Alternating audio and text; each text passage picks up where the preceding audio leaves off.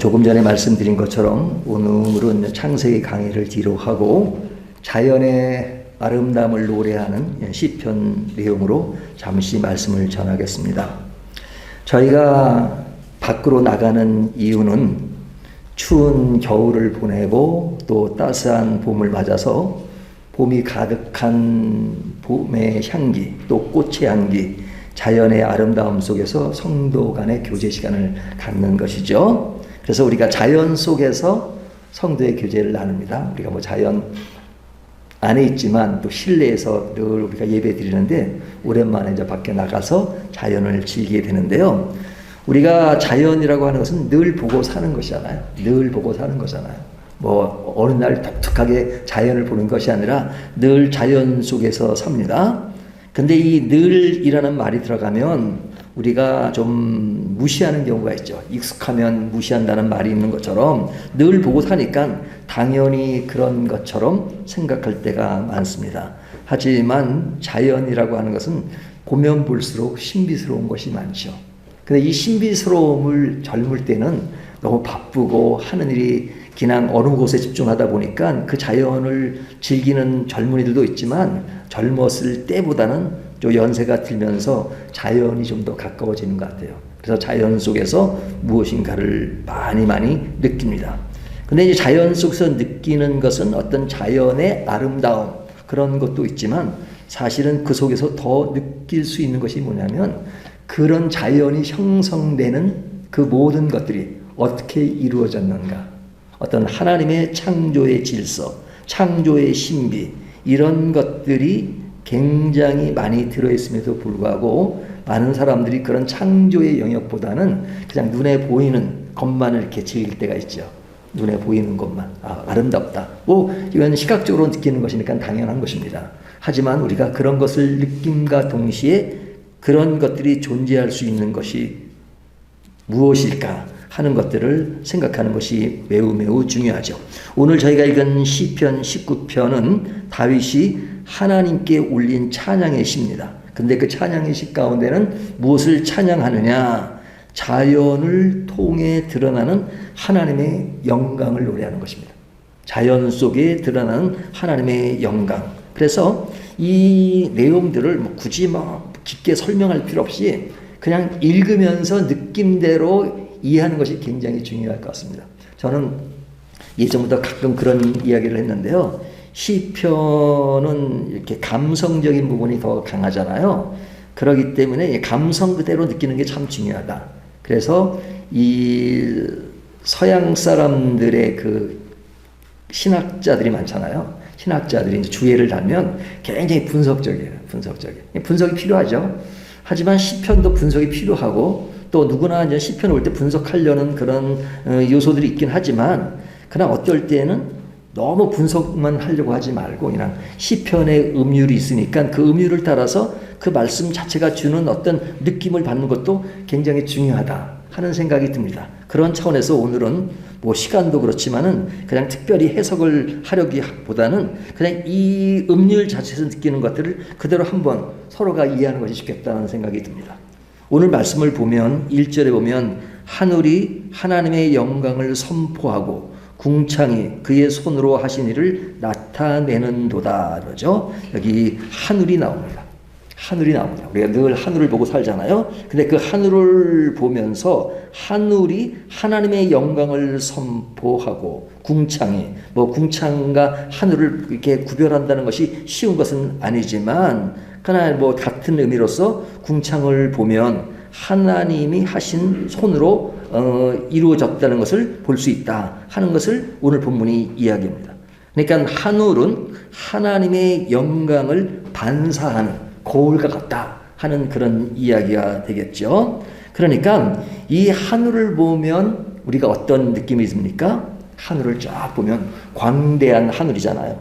이게 어느 날은 파랗고 어느 날은 또 구름이 막 끼어가지고 구름이 또 어떤 그림을 그린 것처럼 또 아주 잘 이렇게 조화를 이루는 그런 모습도 있고 또 어떨 때는 맑고 어떨 때는 비가 내리고 어떨 때는 흐리고 어떨 때는 먹구름이 끼기도 하고 또 어떨 때는 우박이 내리기도 하고 그러잖아요. 이 하늘의 어떤 변화는 다양합니다.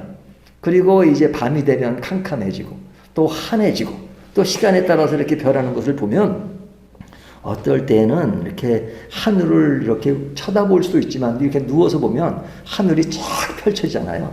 그 펼쳐지는 것을 보면 마치 영화를 보는 것처럼, 영화보다도 하늘이 더 크죠. 하지만 영화를 보는 것처럼 영화 속에 뭐 어두워졌다 밝아졌다 그리고 이런 장면이 나왔다 저런 장면이 나왔다 하는 것처럼 하늘에서 이루어지는 세계는 너무너무 광범위하고 다양하잖아요. 그러니까 시편의 기자는 하늘이 하나님의 영광을 선포하고 궁창이 그의 손으로 하신 일을 나타낸다 하는 것을 이야기할 때 무엇이 강조되면 하나님의 위대하심이 강조되는 것입니다. 하나님의 위대하심. 제가 이제 뭐뭐 하심 이 부분을 좀 집중해서 들으시면 좋을 것 같아요. 자, 1절에서 하나님의 위대하심이 강조되고 있습니다. 2절을 보면 날은 날에게 말하고 밤은 밤에게 지식을 전하니 그러죠. 여기 날, 밤 이런 이야기는 시간과 연결된 말씀이죠. 시간은 흐름 속에서 그런 역사가 진행되고 뭔가 이루어지는 것이 아닙니까? 근데 그 낮과 밤의 흐름을 통해서 시간이 지나간다는 것을 알 수 있잖아요. 그래서 그 시간을 알려주는 아침에 일어나면 일출, 일몰 이런 것도 보고 계절의 변화를 느낍니다. 봄, 여름, 가을, 겨울. 예, 봄, 여름, 가을, 겨울 이런 것을 느낄 수가 있는데 이런 사계절의 변화 또 해 뜨는 시간, 해 지는 시간 이런 것들은 우리들에게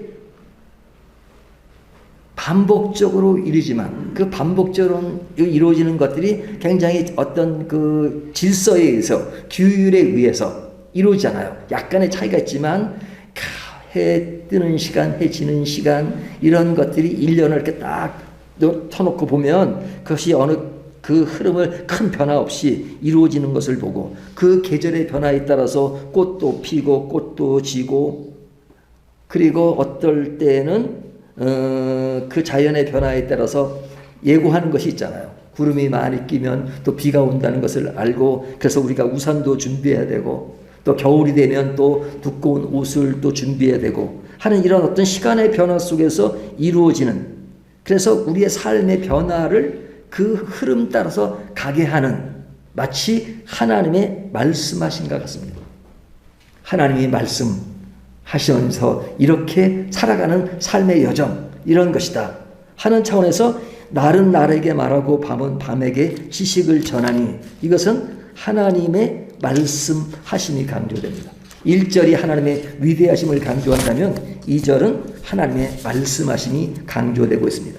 3절을 보면 말도 없고 언어도 없으나 들리는 소리도 없으나 뭐 여기 없다는 것은 그런 강조점이죠. 뭐 사실은 부분적으로 소리가 있죠. 뭐 천둥이 치거나 뭐 이런 소리가 있지만 여기서 그런 자연 자체가 스스로 막 소리를 내고 하나님을 찬양하는 것이 아닙니다. 우리처럼 할렐루야, 아멘 뭐 자연이 그러진 않잖아요. 하지만 그 소리는 없지만 그 모든 것들이 하나님의 그 있으심, 하나님의 살아계심, 하나님의 존재 자체를 드러내면서 하나님의 영광을 선포하는 것입니다. 그들의 선포는 언어를 초월하여 하나님의 존재하심을 증언하시는 것이죠. 그렇기 때문에 자연을 보면서 자연 자체가 그런 하나님의 존재하심을 표현하지 않지만 그 이루어지는 모든 흐름 속에 하나님이 분명히 존재하신다 하는 것을 보여주고 있죠. 이런 의미에서 3절은 하나님의 존재하심이 드러납니다. 4절을 보면 그 소리가 온 땅에 퍼졌고 그 말씀이 세상 끝까지 이르도다. 그가 해를 위하여 하늘에 장막을 베푸셨도다. 그렇게 말씀하고 있죠. 자, 여기에 포함된 그 내용들, 이 자연의 어떤 흐름들은 어떤 부분적인 곳에만 이루어지는 것이 아니라 이 지구 모든 사람들에게 항상 이런 움직임들, 이런 것들이 다 인식되고 있고 그 자연을 통해서 정말로 자연의 흐름 속에 이것이 쉽게 이루어지는 것이 아니라 아주 광대한 그런 흐름 속에서 이렇게 순리적으로 이루어지는 것들을 보면서 하나님이 일하시는 것들을 증거하시는 것 같은 느낌을 주고 있죠. 그런 의미에서 4절은 하나님의 증거하심이 드러나는 내용이라고 말할 수 있습니다.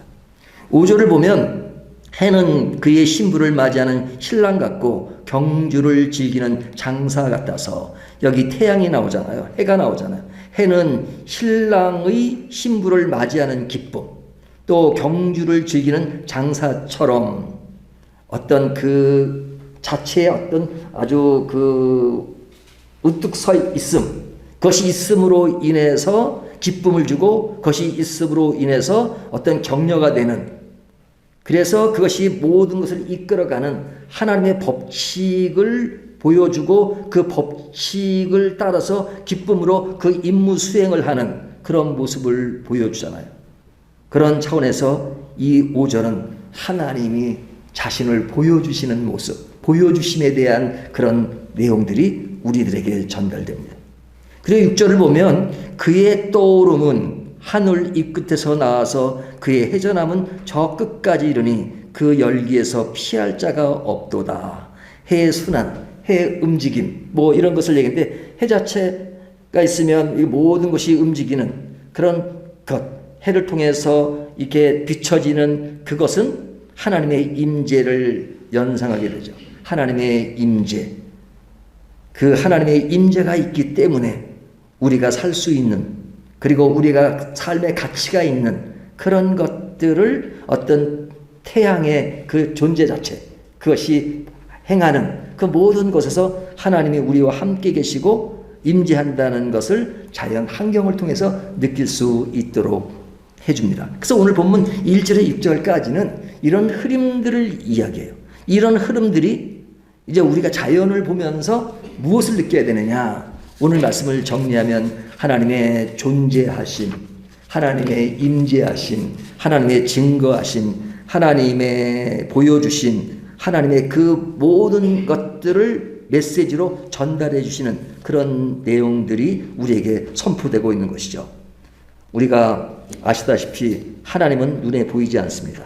하지만 하나님이 만드신 자연은 우리가 눈으로 볼 수 있고 귀로 들을 수 있고 손으로 만질 수 있죠. 근데 그런 만질 수 있고 볼 수 있는 하나님의 세계를 우리가 하나님은 느끼지 못하고 그 자연 그 자체만 빠진다면 사실은 뭐 달을 가리키는 손가락을 볼 때 달을 보지 않고 손가락만 본다는 그런 이야기가 있잖아요. 그것처럼 사실은 중요한 건 그 달을 보는 것인데, 그 달을 보는 것은 하나님을 보는 것이죠. 자연을 보면서 그 자연을 만드신 하나님을 보는 것, 그것이 매우 매우 중요하죠. 근데 하나님을 보는 것을 중요한데, 하나님이 창조를 하실 때 사실은 제일 마지막 날 누구를 창조하셨어요? 우리 인간을 창조하셨잖아요. 인간을 창조하시고, 그리고 인간을 창조하실 때 보시기 좋았다.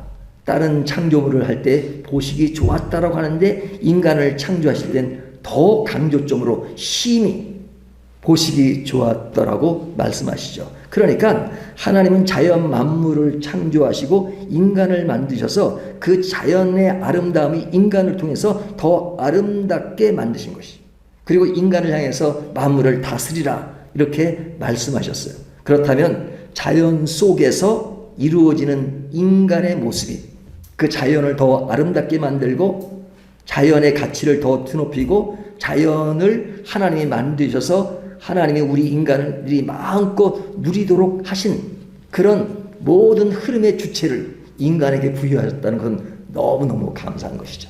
자, 그렇다면 우리가 오늘 나가서 자연을 즐길 것입니다. 자연의 아름다움이 있습니다. 근데 그 자연을 아름답게 만드는 것은 무엇일까요?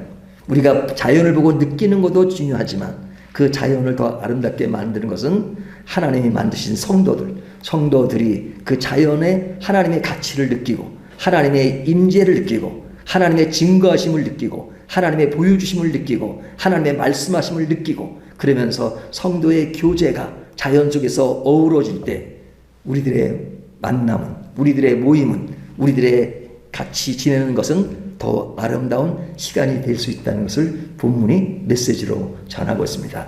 오늘 우리가 잠시 후에 나가서 교제 시간을 나눌 때 이런 자연 속에서 하나님의 임재를 더 많이 느끼는 저와 여러분이 되시기를 주님의 이름으로 축원합니다.